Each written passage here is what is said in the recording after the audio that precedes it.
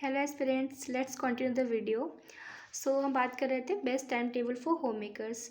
बात कर चुके थे कि हम लोगों को कुकिंग कर लेनी चाहिए 1 घंटा पढ़ने के बाद, खाना वाला काम ख़त्म कर लेना चाहिए।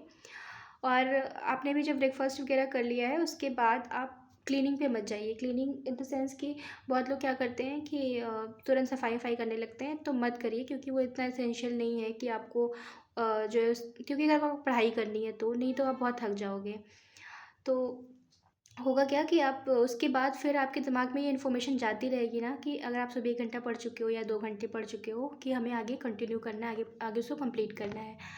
तो उसके बाद आप फिर से, अगर आपके पास 2 घंटे मिल जाते हैं तो बेस्ट है, अगर 2 घंटे नहीं मिल रहे हैं तो एटलीस्ट 1 घंटा तो आप फिर से पढ़ाई कर लीजिए।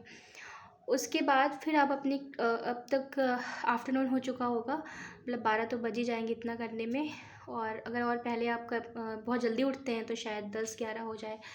उसके बाद आप अपना क्लीनिंग 1 घंटा या 1.5 घंटा पढ़ने के बाद आप अपना क्लीनिंग, जो भी है, कपड़े धुलने हैं, बर्तन, जो भी जिसका जैसा भी काम है, या कुछ नहीं है तो अपने हिसाब से देख लीजिए, तो वो कर लीजिए। ठीक है, इसमें भी 1-1.5 घंटे या 2 घंटे तो मैक्सिमम लग ही जाएंगे। उसके बाद फिर आप एक नैप ले लीजिए, एक रेस्ट कर लीजिए, क्योंकि हम ये सब काम करने के बाद थोड़ा सा थक जाते हैं। और थका जाओगे, थकान होती है ना, तो मुझे नहीं लगता है कि बहुत अच्छे से पढ़ाई कर पाएंगे। वो एक सिर्फ फॉर्मेलिटी होगी कि हम लेके बुक बैठे हैं और पढ़ाई कर रहे हैं।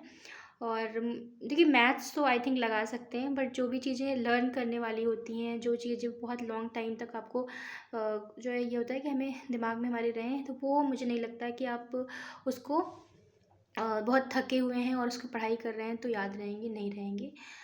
उसके बाद फिर आप एक नैप ले लीजिए 1 घंटे, या कुछ लोगों को उससे बड़ी ज़्यादा सोते होंगे, जैसे कि मुझे थोड़ा ज़्यादा सोना पसंद है तो मैं ज़्यादा सो लेती हूँ, तो आप अपने हिसाब से देख लीजिए।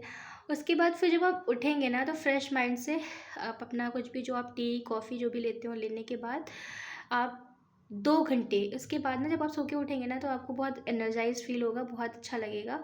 आप चाय वगैरह पीने के बाद फिर 2 घंटे के लिए बैठ सकते हैं पढ़ाई करने के लिए।